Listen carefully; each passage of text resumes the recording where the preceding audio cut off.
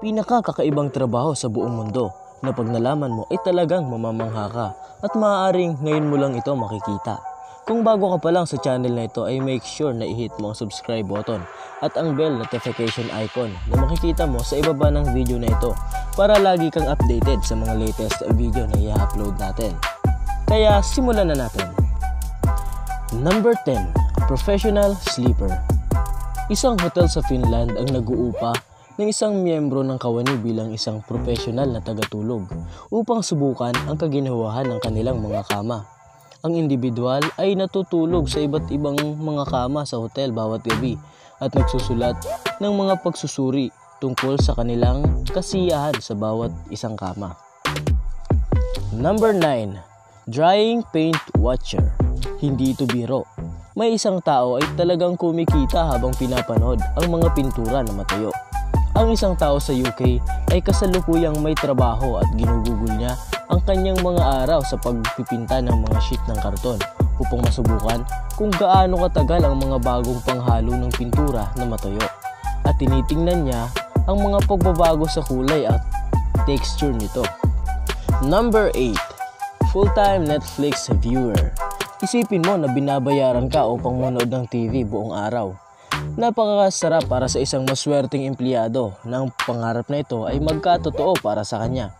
Ang Netflix ay nag-uupa ng isang tao upang panoorin ang lahat ng kanilang mga content bago ito ipakita sa publiko.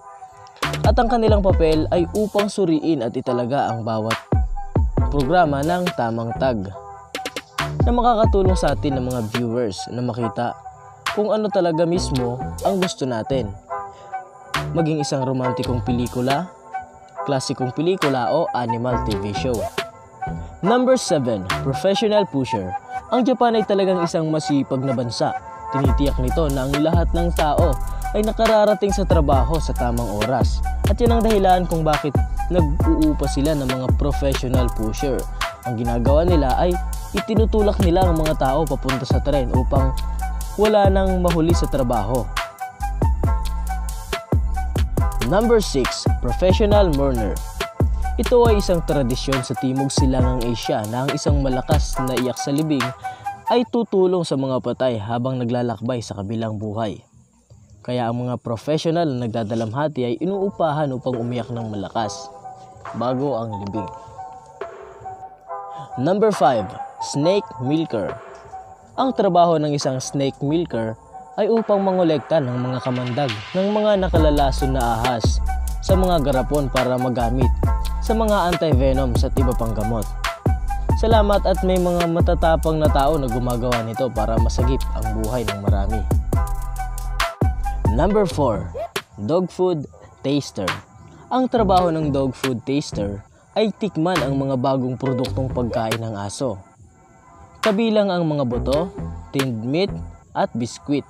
Ginagawa nila ito upang subukan ang lasa at texture kung ihahambing sa karibal ng mga brand ng pagkain ng aso at pagkain ng tao. Tasty. Number 3. Odor Judge.